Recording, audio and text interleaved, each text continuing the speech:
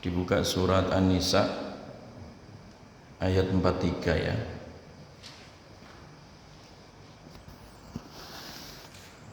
A'udzu billahi minasy syaithanir rajim.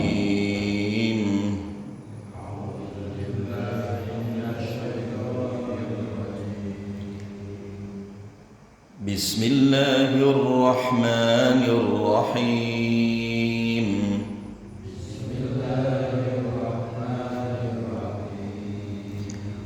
يا أيها الذين آمنوا لا تقربوا الصلاة وأنتم سكارى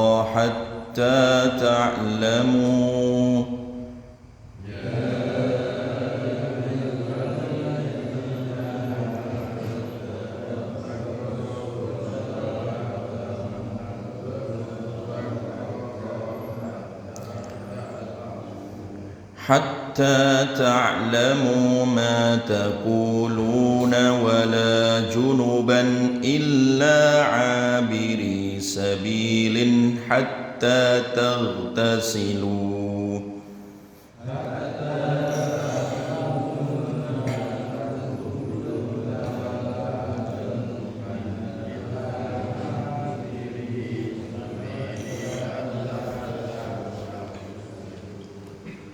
وإن كنتم مرضى أو على سفر أو جاء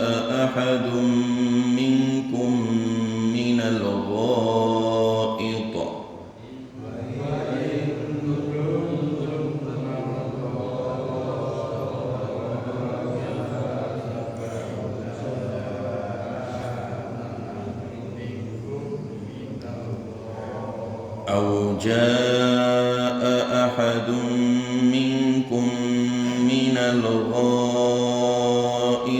أو لامستم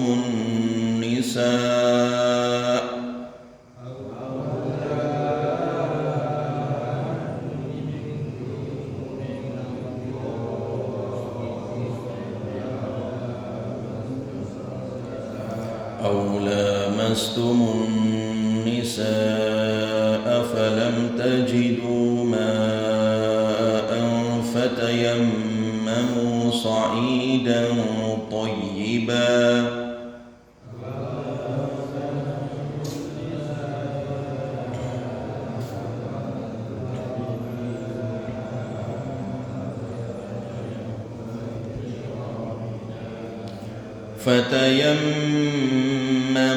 صعيدا طيبا فامسحوا بوجوهكم وأيديكم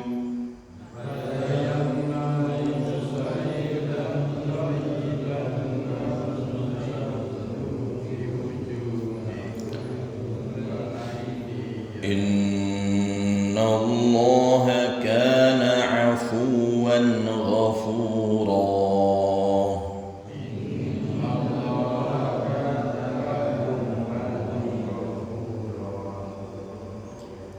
Ya ayyuhalladzina amanu wahai orang-orang yang beriman ya. Ingatlah wahai orang-orang yang beriman. La taqrabu, jangan kalian mendekati as-salata salat. Wa antum, sementara kalian sukara, dalam keadaan mabuk. Sukara dalam keadaan mabuk.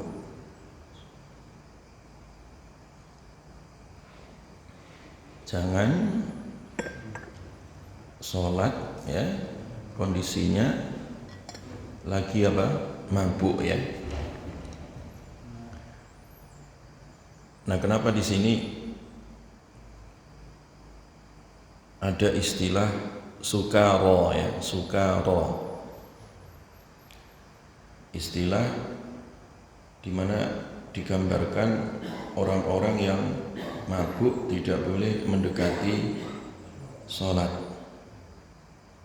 Dan di sini juga panggilan bagi orang-orang yang beriman. Memang ada orang beriman yang mabuk, ya banyak juga, ya kan? Dari dulu sampai hari ini ada juga kasus-kasus ya, beriman dia muslim tapi masih melakukan apa? Melakukan dosa berupa minuman apa? Keras ya. Jadi fenomena minuman keras itu sejak zaman dulu, sejak zaman-zaman jahiliyah sampai hari ini belum juga tuntas ya. Artinya memang minuman keras itu diproduksi dan digemari ya. Dan ayat ini itu menegaskan ya haramnya khomer. Haramnya apa tadi? Khomer ya. Khomer itu hukumnya haram ya, sedikit maupun apa? Banyak. Dan budaya khomer itu sejak jahiliyah itu sudah mendarah daging ya di tengah-tengah masyarakat. Orang minum khomer itu ya kayak minum teh aja gitu ya, udah kayak orang ngopi saja gitu ya. Sehingga di zaman jahiliyah dan orang-orang jahiliyah kemudian mereka masuk Islam, itu masih ada sisa-sisa tadi ya, kebiasaan untuk mengkonsumsi apa tadi? Khomer ya. Makanya ayat tentang khomer ini itu turun tidak hanya sekali, beberapa kali ya turunnya. Tidak langsung khomer saat itu diharamkan. Jadi mengharamkan khomer itu butuh pentahapannya. Jadi butuh apa? Pentahapan ya, tidak sekaligus ya. Nah di ayat ini larangan tentang khomer itu sifatnya pembatasannya. Jadi kalau lagi pas mau sholat jangan mabuk gitu. Kalau pas mau sholat jangan apa tadi? Mabuk ya. Berarti di situ masih ada celah ya kan? Celah waktu. Jadi mungkin kalau maghrib orang nggak akan mabuk karena sebentar lagi akan sholat apa? Isya gitu. Nah kapan mereka mabuk itu dibatasi gitu, masih dibatasi. Artinya yang penting jangan pas waktu mau apa? Sholat, jangan mabuk ya. Jadi ini di awal-awal dulu larangan minuman apa? Khomer. Nah ayat sebelumnya itu terkait mereka bertanya tentang khomer ya. Yas'alunaka anil khomri wal maisir. Jadi masyarakat itu awalnya karena sudah kebiasaan mereka itu mengkonsumsi yang namanya khomer. Orang minum khomer udah kayak minum air saja gitu ya. Nah mereka sebenarnya ingin tahu hukumnya boleh atau tidak sih gitu ya. Mereka bertanya. Nah di awal-awal itu jawabannya masih kul fihima ismun kabirun wa manafi'u linnas. Ya khomer itu ada dosa besar tapi juga ada sisi manfaatnya gitu ya. Belum tegas di awal-awal hukum terkait masalah apa? Khomer. Nah kemudian ayat ini menegaskan bahwa khomer dilarang ketika orang mau melakukan apa? Sholat. Jangan mabuk kalau mau sholat itu. Sehingga orang dan masyarakat itu sudah mulai menjauhi khomer. Ini pentahapan berikutnya. Nah tapi suatu ketika kasusnya itu ya, kenapa turun ayat ini ya? Kenapa tidak boleh mengkonsumsi khomer ketika mau sholat ya? Jadi ada satu kasus ya, di mana waktu itu orang sedang sholat, kemudian membaca surat Al-Kafirun. Qul ya ayyuhal kafirun. Wahai orang-orang yang kafir, katakan wahai Muhammad, yaitu wahai orang-orang kafir. Seru maksudnya ya, orang-orang kafir itu. Kan ayatnya kan la a'budu ma ta'budun, ya kan? La itu artinya tidak. A'budu aku sembah, ma apa yang kalian sembah, ma ta'budun apa yang kalian sembah. Ayatnya kan begitu ya. Aku tidak menyembah apa yang kalian sembah. Di situ ada huruf apa? La itu artinya tidak. Tidak aku menyembah berhala yang kalian sembah.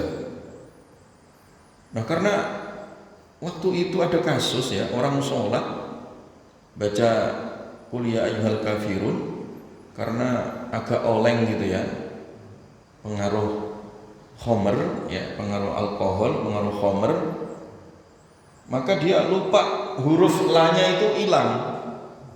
Qul ya ayyuhal kafirun a'budu ma ta'budun. Jadi kan bahaya itu, rusak kan ayatnya. Yang harusnya aku tidak menyembah apa yang kalian sembah, huruf la-nya hilang, jadinya apa? Aku menyembah apa yang kalian sembah. Akhirnya kan jadi kacau maknanya gitu kan, disebabkan pengaruh khamr ini ya. Maka ketika mendengar kasus itu ribut ya di tengah masyarakat ini, udah gaduh gitu ya, geger gitu ya. Ada orang sholat kemudian bacaannya apa tadi? Menghilangkan huruf la pada ayat la a'budu ma ta'budun. Jadi ribut akhirnya, geger gitu, rame gitu. Sampai kemudian datanglah sahabat Umar bin Khattab datang kepada Nabi, ingin minta ketegasan. Umar ingin minta ketegasan tentang hukum khamr ini, ya kan? Umar minta ketegasan tadi itu karena sudah melihat dampak buruk dari apa? Mengkonsumsi khamr ini. Makanya datanglah sahabat Umar ya. Datanglah sahabat Umar ya. Jadi Umar di sini ingin bayyin lana fil khamri bayanan syafiyan. Jadi ingin mendapatkan kepastian hukum yang jelas, yang cukup, yang final ya, tentang masalah hukum apa? Khamr ya. Jadi akhirnya kemudian turunlah ayat pamungkas ya. Ya. Ayat pamungkas. Jadi innamal khamru, kemudian sesungguhnya hanyalah apa tadi? Khamr wal maisir wal ansab wal azlamu ya. Dan hukum-hukum sejenis terkait dengan khamr ya, khamr, kemudian judi ya kan, kemudian undi nasib, nyembah berhala ya, sesembahan untuk berhala dan seterusnya, itu rijsun ya, itu perbuatan yang keji ya, haram maksudnya ya. Jadi tuntaslah hukum terkait masalah pada itu khamr ini ya. Akhirnya khamr itu diharamkan dan tidak ada toleransi sedikit pun terkait masalah hukum apa tadi? Khamr. Jadi makanya khamr itu hukumnya haram dan najis. Khamr itu hukumnya haram dan najis. Sedikit banyak tetap haram, walaupun terkadang orang kalau sudah biasa minum khamr banyak pun kadang nggak mabuk ya kan, atau orang nggak biasa minum khamr kemudian minum sedikit pun bisa apa? Mabuk. Makanya banyak sedikit hukumnya apa? Haram ya. Banyak sedikit hukumnya apa? Haram.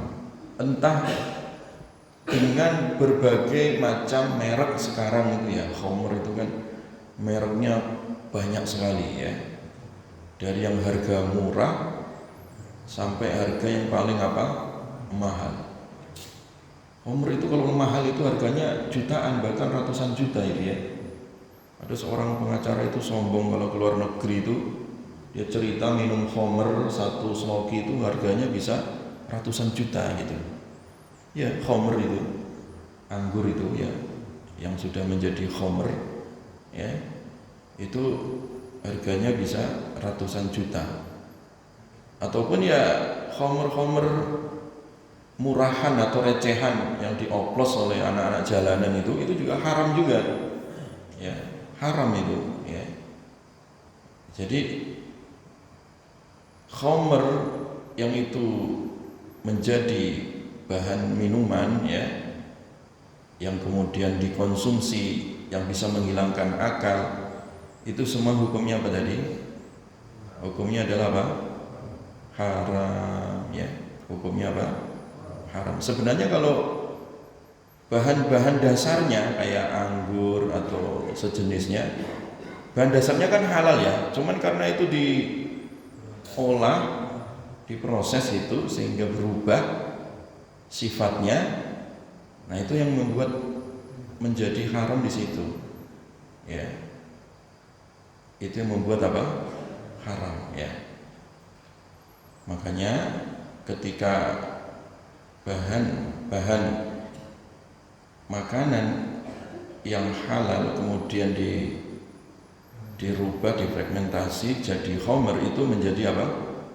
Haram ya. Menjadi apa? Haram ya. Nabi pernah merendam itu ya, kurma ya, direndam. Hari pertama Nabi minum, hari kedua Nabi masih minum. Nah hari ketiga Nabi tidak meminumnya karena itu sudah berubah. Nah ternyata kandungan alkoholnya itu sudah berkisar 5% gitu ya. Kalau kayak bahan-bahan kayak kurma, kayak anggur, kayak bahkan beras pun sekarang bisa, tape dan seterusnya itu ya, itu bisa dijadikan bahan-bahan untuk jadi apa? Khamr ya. Nah, ketika sudah berubah jadi khamr, maka hukumnya apa? Haram dan najis. Jelas ya, itu minuman alkohol seperti itu hukumnya haram dan najis. Nah, bagaimana dengan alkohol-alkohol yang non khamr? Kan juga ada pabrik-pabrik alkohol itu yang hanya untuk kesehatan itu ya.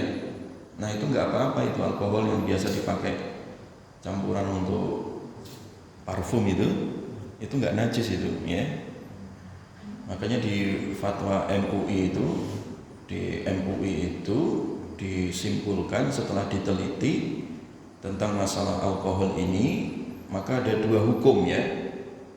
Alkohol yang biasa diproduksi oleh pabrik khamr itu hukumnya haram ya, karena itu memang digunakan atau memang itu bagian dari khamr itu sendiri ya. Tapi kalau alkohol yang diproduksi oleh pabrik-pabrik untuk sarana kesehatan itu, untuk bahan-bahan kesehatan, itu tidak masalah ya. Jelas ya bedanya di situ ya. Jadi oleh karena itu jamaah sekalian, proses pengharaman khamr ini sifatnya bertahap ya, sama persis kayak proses pengharaman riba. Itu tidak sekali ayat turun haram, itu tidak ya, butuh beberapa waktu ya, butuh tahunan gitu ya proses itu ya, beberapa kali ayatnya turun secara bertahap. Karena masyarakat itu kalau sudah mendarah daging kebiasaan khamrnya, tiba-tiba diharamkan, itu mereka pasti berontak ya. Makanya ayatnya ini, syariat ini itu selalu bertahap, selalu bertahap. Ini juga bisa kita ambil pelajaran ya dalam memberantas khamr, memberantas narkoba yang sekarang marak itu ya di mana-mana, dan bahkan menjadi lahan bisnis ya, menjadi cuan yang diperebutkan itu ya, dan akan selalu ada karena ya diizinkan pabriknya itu ya. Dan terkadang kebijakan juga tidak tegas ya. Saya pernah diskusi dengan teman-teman itu ya di DPR RI, teman-teman yang bahas undang-undang itu di DPR itu juga mereka sendiri tidak berani gitu ya untuk menegaskan khamr haram, karena resikonya ya mereka mikir-mikir resiko dampak ekonomi, dampak turis dan macam-macam gitu ya. Terus akhirnya apa? Mereka hanya berani dikendalikan ya, nggak berani diharamkan atau dilarang istilahnya, tapi dikendalikan saja. Karena kalau dikendalikan itu masih ada celah tadi, ya kan? Bisa dijual di hotel-hotel, bisa dijual di bar, bisa dijual di bandara, ya kan? Selama dapat izin. Yang dilarang itu kan dijual di tukang-tukang jamu itu pinggir jalan ya. Nah, jadi ya inilah unsur bisnis ya, bisnis kotor, bisnis hitam sebenarnya. Di balik itu yang masalah ini sebenarnya kecurangan sejak dulu orang-orang Yahudi yang salah satunya menjadi pelopor bisnis khamr itu ya, itu sejak dulu orang-orang Yahudi itu salah satu kerjaannya itu kan tadi menyulap anggur itu menjadi khamr, kemudian dibisniskan.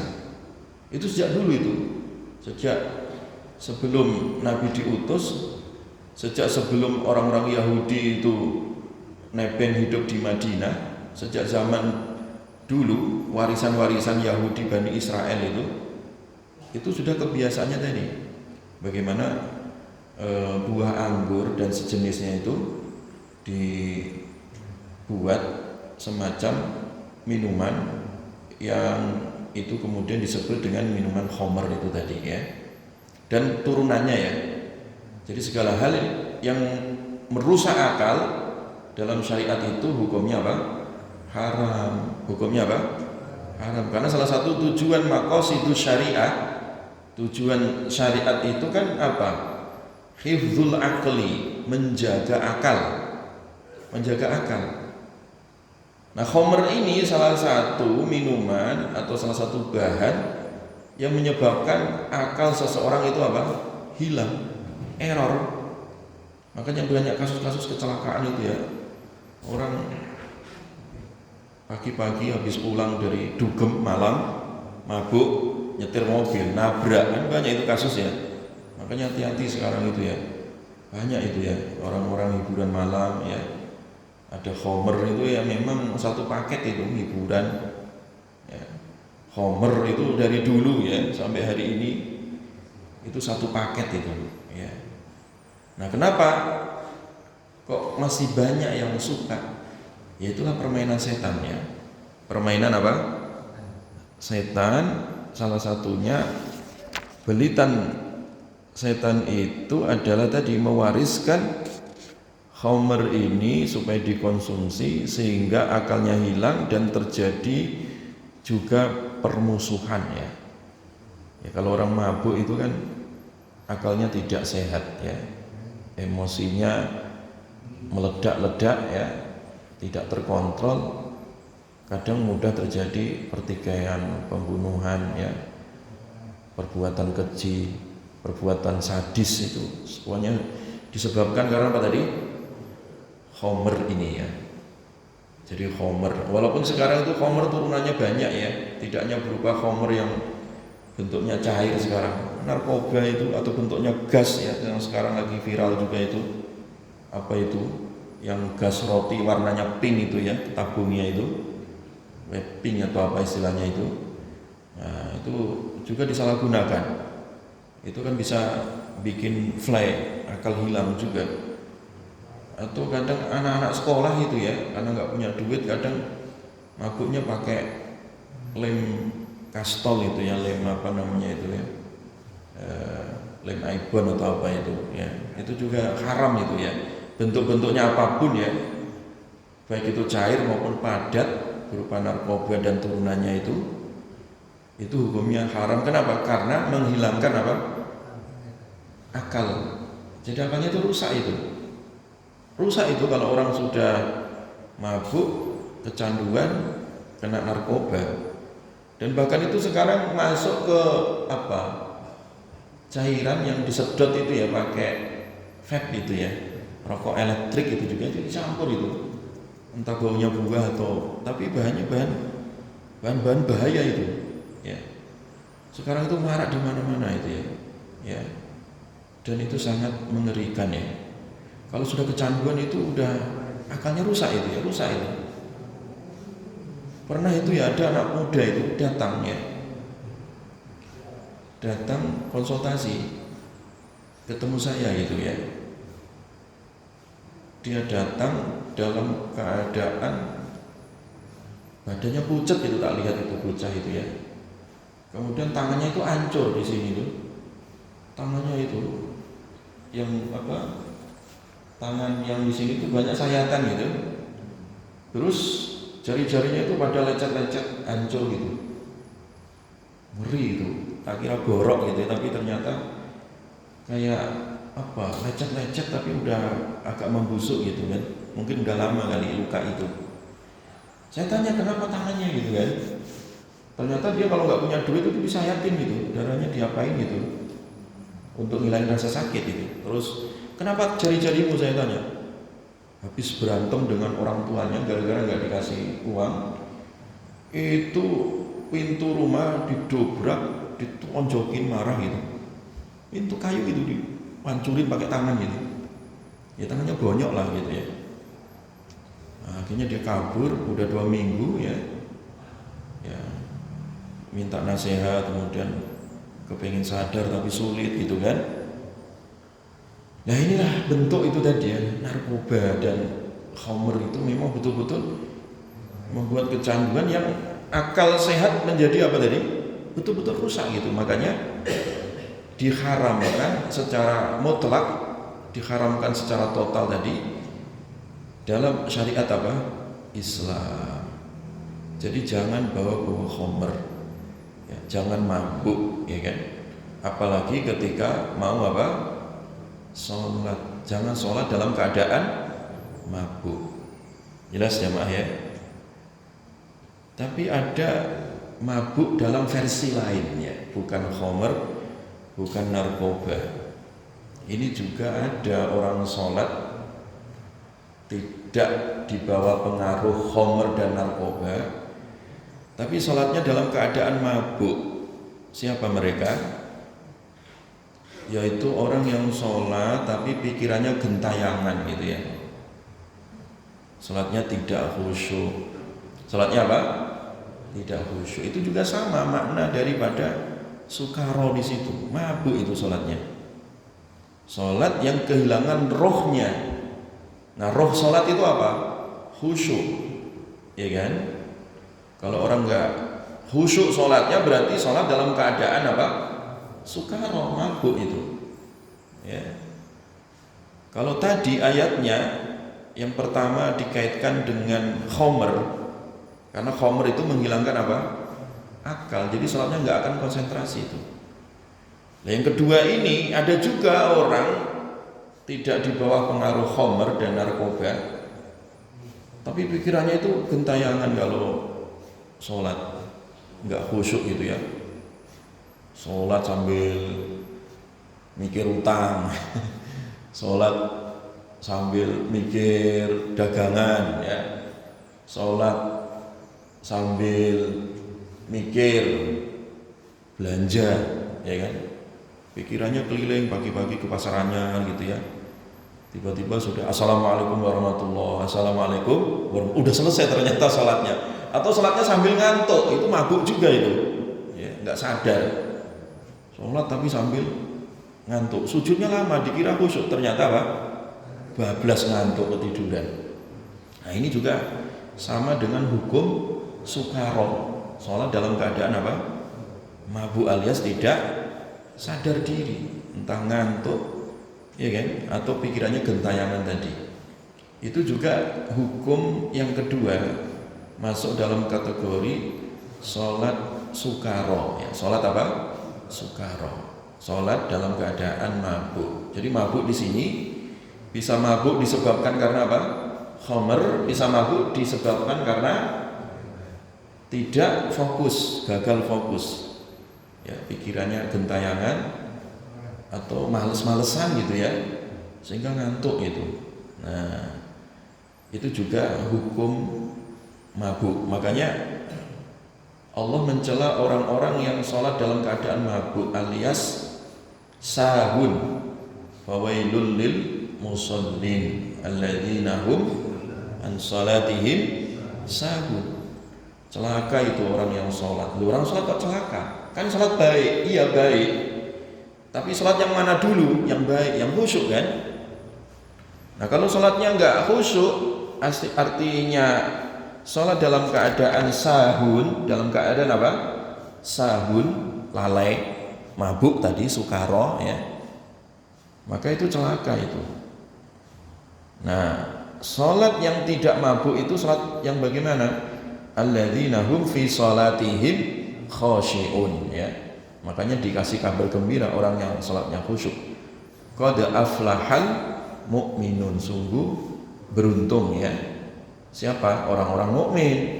Mukmin yang bagaimana? Bukan mukmin yang sukaro tadi, bukan mukmin yang sahun tadi, tapi mukmin yang khashi'un ya. Alladzina hum fi salatihim khashi'un ya. Mukmin yang mereka ketika sholat dalam keadaan khusyuk.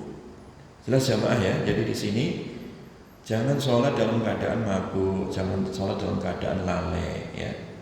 Mabuk dan lalai itu maknanya dua. Ada yang sifatnya mabuk biasa ya karena sebab khamr, ada mabuk yang dianggap apa?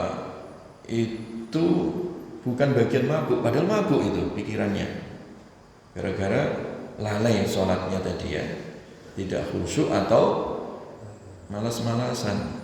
Wa idza qamu ila sholati qamu kusala.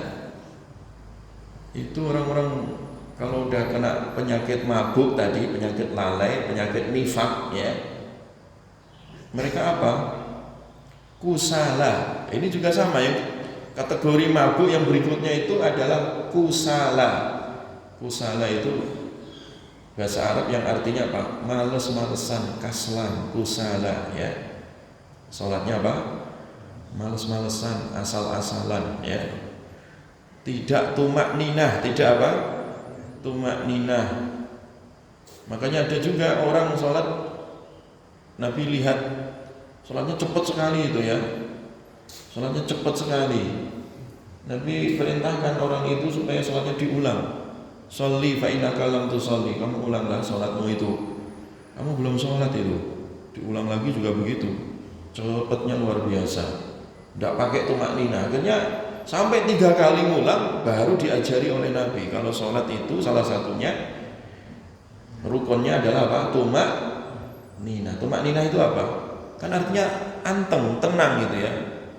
Berhenti sejenak, minimal kadar orang membaca tasbih. Jangan seperti ayam jago matuk jagung gitu ya. Ya, celing gitu sholatnya enggak. Tapi sholatnya itu agak tenang ya. Sujud, ditahan dulu. Baca tasbih ya, baca doa. Jangan sujud hanya nempel, baru nempel diangkat kepalanya, gitu kan. Ya, ada juga orang sholat tarawih 23 rakaat durasinya 5 menit itu. Orang balapan sepeda gitu. Lah tumak ninahnya kapan itu kan? Ya, tumak ninahnya kapan? Nah itu yang kemudian sholatnya kosong dari apa? Kekhusyuan. Kosong dari apa? Kekhusyuan. Makanya di sini ayat ini menegaskan, wahai orang-orang yang beriman, kalau sholat jangan dalam keadaan apa tadi? Sukaro. Dalam keadaan apa?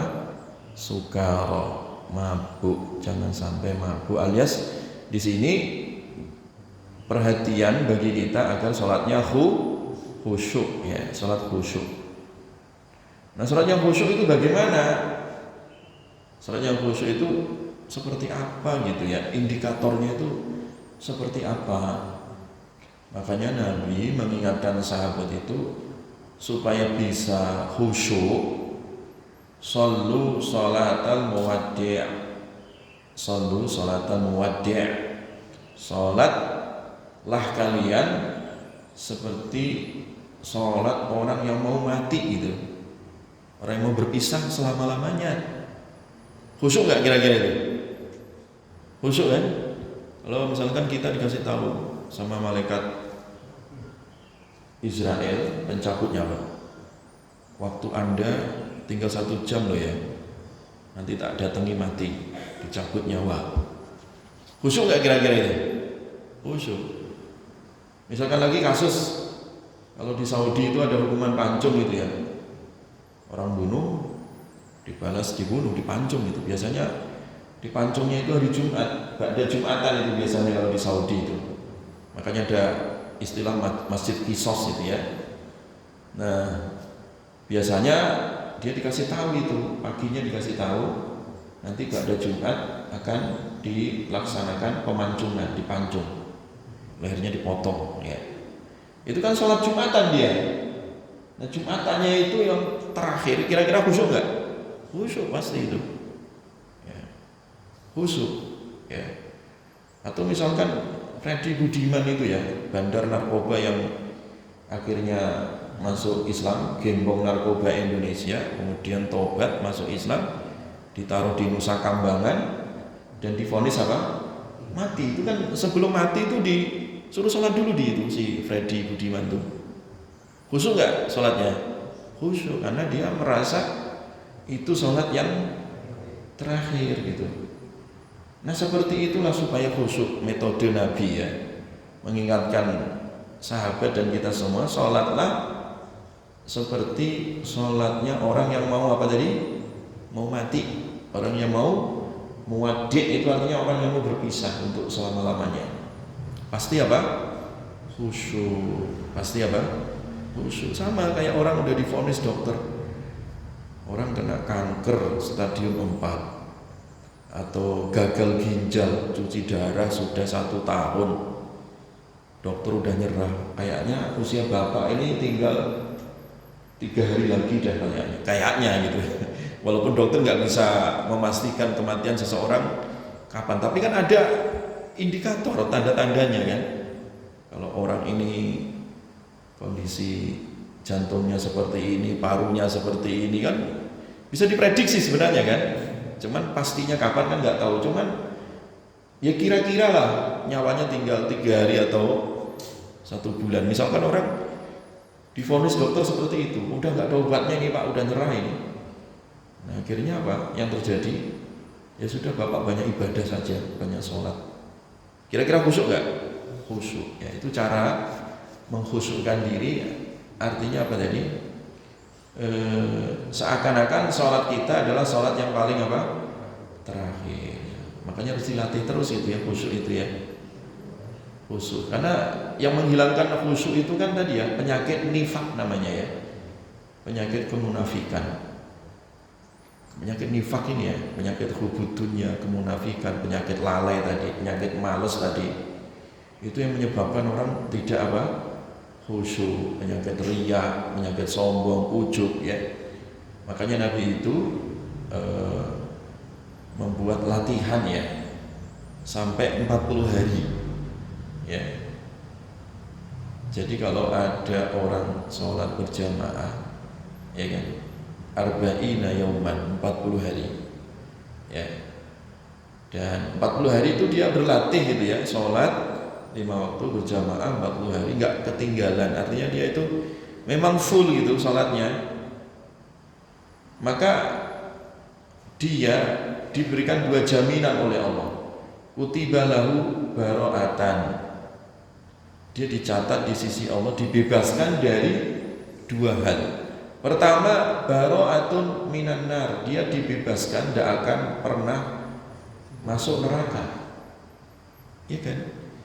Jadi kalau kepengen terbebas, tidak terdaftar sebagai penghuni neraka, itu caranya apa tadi? Jamaah sholat 5 waktu, ya kan? Jamaah diusahakan. Ya. Dan latihannya itu sampai berapa tadi? 40 hari. Kenapa 40 hari? Karena angka 40 hari itu sudah teruji. Dulu Nabi Musa dilatih oleh Allah, latihannya berapa? 40 hari. Iya, makanya angka 40 ini ya, itu angka empiris, udah teruji gitu ya, 40 hari. Makanya Nabi juga menggunakan angka 40 ini untuk melatih siapa yang sholat jamaah 40 hari berturut-turut, ya kan, tidak ketinggalan itu, maka dia dicatat dan dijamin dua hal. Yang pertama, terbebas dari api neraka. Yang kedua, wa bara'atun minan nifaq, dia dibebaskan, dibersihkan dari penyakit nifaq. Penyakit apa? Kemunafikan, ya, dibebaskan. Jelas jamaah ya. Jadi kalau itu dilatih sholatnya tadi, insya Allah tadi akan membawa kebaikan. Nah kemudian ayat berikutnya ya.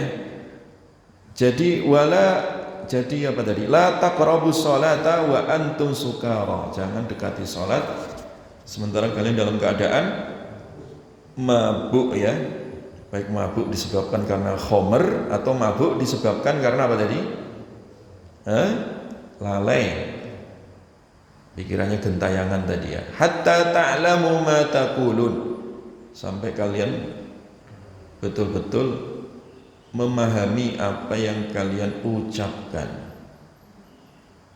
Makanya di sini juga ayat ini jamaah sekalian ya, kalau kita sholat ya, baca bacaan sholat sebisa mungkin kita paham apa yang kita baca gitu.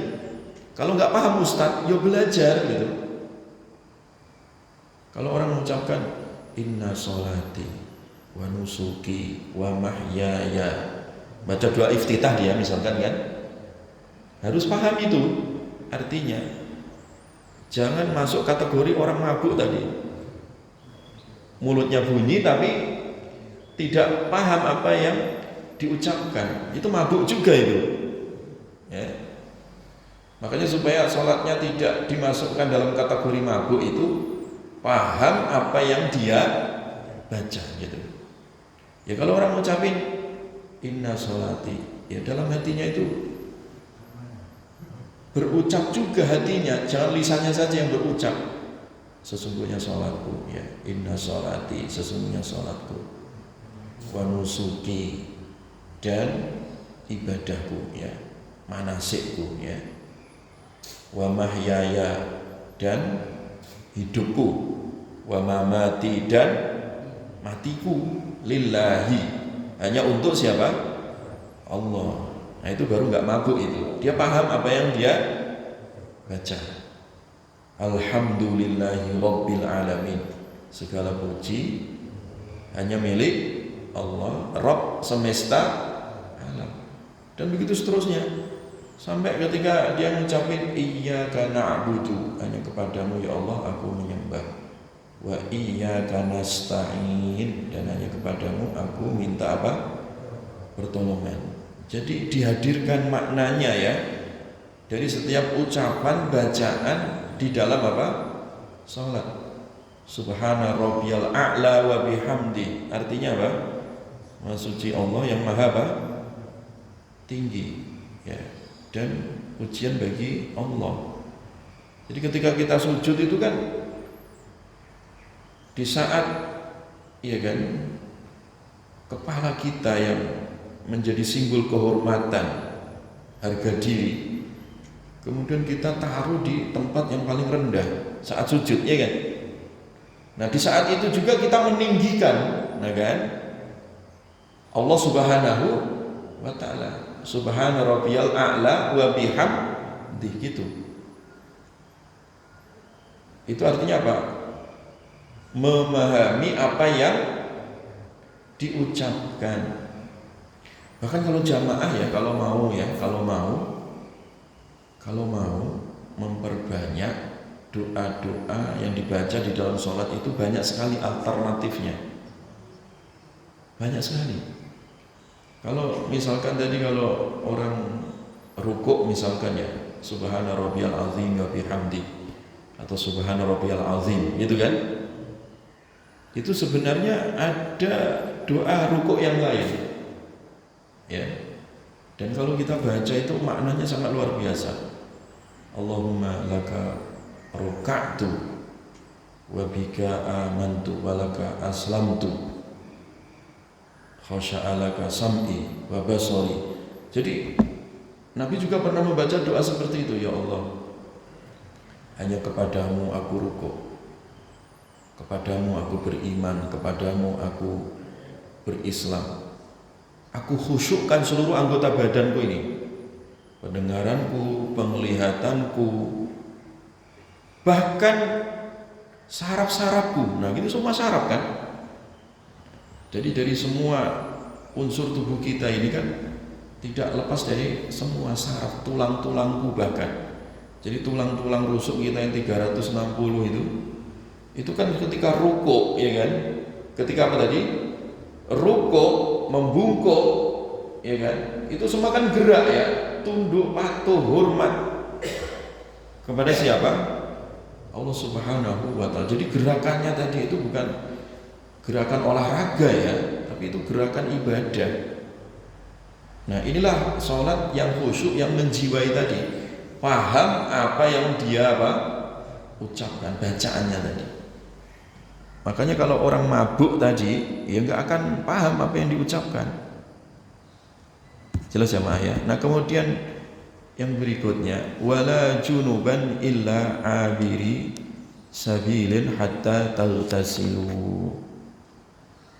Kalau yang pertama tadi adalah orang yang mabuk, jangan deketin sholat. Ini sekarang yang kedua. Ayat ini menjelaskan tentang orang yang junub, orang yang junub, ya. Nah, orang yang junub ini, ya, juga sama ya, tidak boleh mendekati sholat, karena dia junub hadas besar sampai dia mandi, sampai dia mandi. Habis hubungan suami istri, ya mandi dulu, junub dia. Orang junub nggak boleh sholat, ya kan? Hadas besar ya, harus mandi dulu, baru boleh melaksanakan apa tadi? Sholat, ya. Jadi juga orang yang junub ya, sampai junubnya itu dimandikan ya, dibersihkan supaya suci dari hadas besar ya, suci dari hadas besar ya, junub itu ya. Jadi inilah Islam ya, tidak hanya bicara tentang bersih, suci ya, tapi juga bersih di sini maknanya tidak hanya bersih secara fisik ya, dibersihkan dengan air atau mandi, tapi juga ada istilah bersih dari hadas. Dari apa tadi? Hadas, dari kotoran fisik dan juga kotoran batin. Makanya kalau orang itu mandi junub ya, hadas besarnya hilang, dia itu bersih ya, bersih badan, bersih jiwa. Sama kayak wudhu ya, kayak wudhu itu juga sama, bersih badan, dibasuh pakai air kan, bersih juga dari hadas kecil, gitu kan. Jadi hadas itu yang memang tidak kelihatan gitu ya, karena tidak berupa fisik, dia metafisik ya. Makanya Islam itu mengajarkan suci lahir dan batin, najis bersih, hadas juga bersih, itu suci ya. Nah, makanya orang-orang yang junub tadi, orang yang junub itu tidak boleh juga untuk mendekati apa tadi? Sholat, termasuk di masjid. Nah, itu tempat sholat juga, iya kan? Tidak boleh dia berdiam diri, mandi dulu ya sebelum masuk masjid. Jadi itu makna mendekati sholat itu juga artinya sebelum mendekati tempat sholat alias masjid ya harus dibersihkan dulu, dimandikan dulu. Makanya ayatnya adalah sampai dia apa tadi? Mandi hatta taghtasilu, ya. Kalau hanya sekedar abiri sabilin, kalau hanya sekedar lewat ya, tidak menetap di dalam masjid nggak apa-apa. Orang junub yang itu dia hanya sekedar lewat gitu ya, tidak menetap ya. Nah kalau sekedar lewat nggak apa-apa. Tapi kalau dia menetap ya dalam keadaan junub, nah itu dilarang. Jangan dekati masjid dan juga jangan dekatin sholat. Jelas jamaah ya. Itu sampai hatta taghtasilu. Nah kemudian berikutnya sedikit lagi ya, karena ini isinya hukum semua ini ya. Wa in kuntum marda aw ala safarin, jika kalian sakit atau dalam keadaan safar, aw jaa ahadun minal ghaiti, atau kalian datang ya dari buang hajat, itu juga hadas ya. Orang buang hajat besar atau hajat kecil ya itu hadas juga, ya harus wudu ya kalau mau sholat. Aula mastumun nisa, atau menyentuh wanita ya. Yang dimaksud menyentuh wanita, menyentuh istri di sini maksudnya, di situ ada dua pendapat dalam madhab fikih ya. Yang dimaksud apakah menyentuh istri itu batal ataukah tidak. Jelas ya Ma'ah ya. Kalau mahram sih sepakat ulama tidak batal. Anak perempuannya sendiri itu enggak batal, mahram ya kan. Tapi kalau istri itu kan orang lain asalnya kan, bukan mahram yang kita nikahin jadi istri kita. Nah, apakah kalau menyentuh kulitnya itu batal ataukah tidak? Berdasarkan ayat ini, aula mastumun nisa, atau kalian menyentuh istri kalian. Nah, ulama yang memberi makna kata la mastum, kalian menyentuh, yang dimaksud menyentuh itu ya menyentuh secara zahir, kulit ketemu kulit, maka itu batal. Ini pendapat ulama Syafi'iyah. Ulama apa? Syafi'iyah. Makanya dalam fikih Syafi'iyah itu kalau suami kesentuh istrinya batal apa? Wudunya. Paham jamaah ya? Ini madhab apa? Syafi'iyah. Kalau madhab Malikiyah, menyentuh tadi hukumnya selama tidak ada syahwat, selama tidak ada apa? Syahwat menyentuhnya, maka tidak batal. Batal itu kalau bersentuhan nyetrum gitu, ada syahwatnya, batal. Tapi kalau hanya sekedar nyentuh ya nggak apa-apa gitu, tidak batal. Itu siapa? Pendapatnya siapa? Ulama apa? Malikiyah. Ulama Malikiyah. Dan ulama yang lain berpendapat yang dimaksud aula mastumun nisa, menyentuh wanita di sini yang dimaksud bukan nyentuh biasa, tapi yang dimaksud itu nyentuh hubungan badan. Hubungan apa? Badan. Itu yang membatalkan. Bukan menyentuh secara apa? Kulit ketemu kulit. Jelas ya Pak ya? Mana yang dipakai kalau begitu? Ya kalau yang mau hati-hati ya kalau mau berangkat ke masjid ya nggak usah sentuhan sama istrinya lah, malah nggak jadi berangkat malah ya. Ya mending dihindari dulu, itu lebih aman. Keluar dari khilaf, keluar dari apa? Khilaf. Tetapi juga dengan perbedaan pendapat ulama tadi, perbedaan pendapat mazhab itu kan rahmat ya. Kemudahan gitu ya. Contohnya begini ya. Misalkan kalau kita sedang umroh ya atau haji, lagi tawaf nih. Lagi apa? Tawaf. Nah, tawaf itu kan campur aduk, laki perempuan, apalagi pundak laki-laki itu kebuka ya kan? Hanya pakai dua kain ihram gitu kan. Itu sulit kalau nggak bersentuhan tuh sulit. Saya itu udah mencoba berpuluh-puluh kali ya. Ketika tawaf itu saya coba supaya nggak nyentuh itu ya. Kadang jalannya pun harus supaya nggak nyentuh. Dari belakang mak-mak megang pundaknya diginikan. Gimana caranya? Susah ternyata ini. Nah, apakah kemudian kita mundur cari wudhu lagi? Ya nggak akan selesai tawafnya.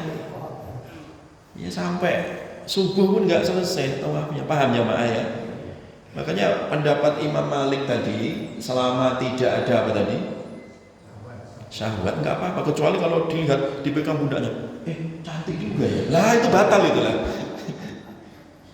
Tapi kalau nyentuh, wih, orang Afrika biasa aja. Contoh misalkan ya. Nah, jadi terkadang itu ya pendapat fikih ulama ini memberikan apa tadi? Kemudahan di dalam masalah ibadah. Kenapa? Karena dulu begini ya. Di Masjidil Haram itu, di Ka'bah itu ya. Kata dosen saya dulu ya. Dosen saya orang Mekah ya.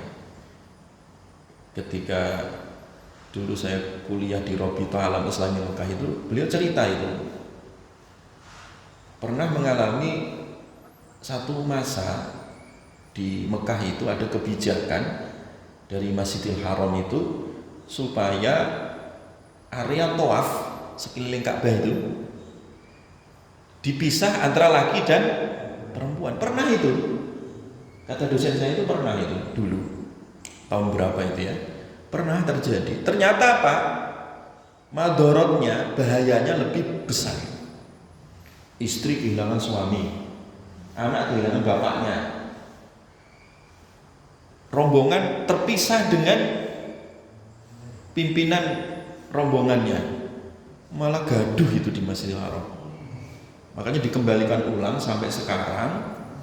Ya kalau ada orang bertanya kenapa sih itu kok malah tawaf kok campur aduk perempuan laki gitu kan?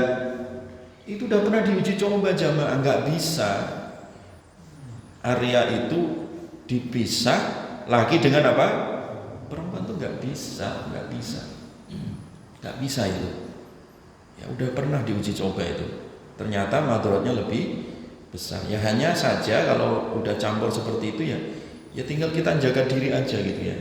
Ya niat tawaf ya tawaf aja gitu.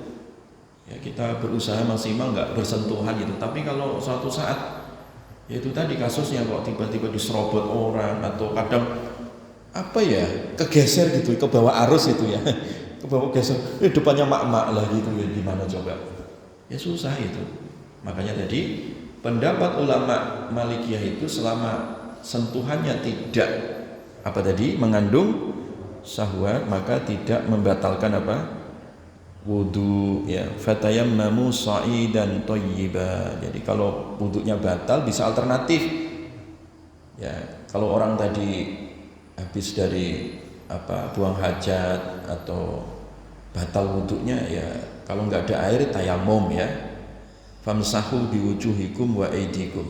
Diusap itu. Kalau tayamum itu diusap ya bukan dibasuh ya, pasir dibasuh enggak. Tapi kalau wudu faghsilu dibasuh. Kalau tayamum ya hanya diusap aja.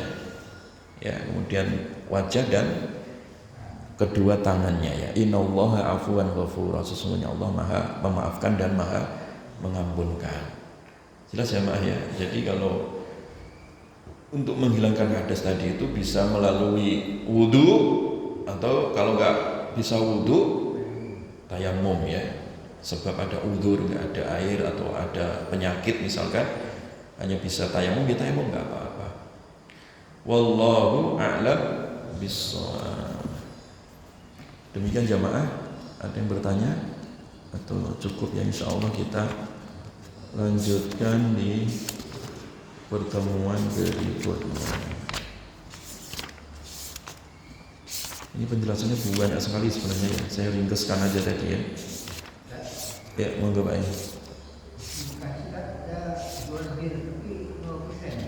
Jual beli apa? Oh, bir tapi 0%. ya tetap haram, Pak. Makanya MUI itu ketika mengeluarkan fatwa haram, ya, saya juga masuk anggota komisi fatwa di MUI pusat ya. Itu salah satu kriteria mengharamkan produk itu. Yang pertama bahannya tadi ya, bahan-bahannya haram atau halal. Kalau haram bahan-bahannya termasuk khamr tadi, ya, khamr itu pokoknya zero toleransi, ya, haram. Termasuk babi haram. Nah, itu yang pertama, bahannya jelas haram, maka haram fatwanya. Nah, yang kedua, atau ya mungkin bahannya halal, kayak zero alkohol tadi misalkan, bir bintang zero alkohol, tapi karena itu sudah menjadi brand gitu, ya tetap difatwakan haram. Paham jamaah ya? Sama kayak sekarang ini dengan majunya teknologi dan bahan kimia, orang sekarang bisa membuat produk mie kuah rasa babi, padahal kuahnya itu bukan berasal dari babi, tapi mereknya mie kuah babi. Tetap kalau MUI difatwakan haram karena brandnya itu sudah nantang syariat. Brandnya sudah apa? Nantang syariat. Nanti kalau ada kopi wine sudah sama. Ada misalkan kopi, atau kopi cap anjing misalkan, misalkan nantang syariat, brand yang nantang syariat oleh MUI itu diharamkan. Brand masalahnya, bukan bahannya. Kalau bir meletok nggak apa-apa, Pak.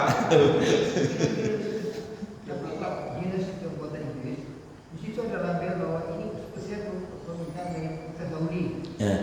Kalau Indonesia tidak mentoleransi, itu urusan Saudi, Pak.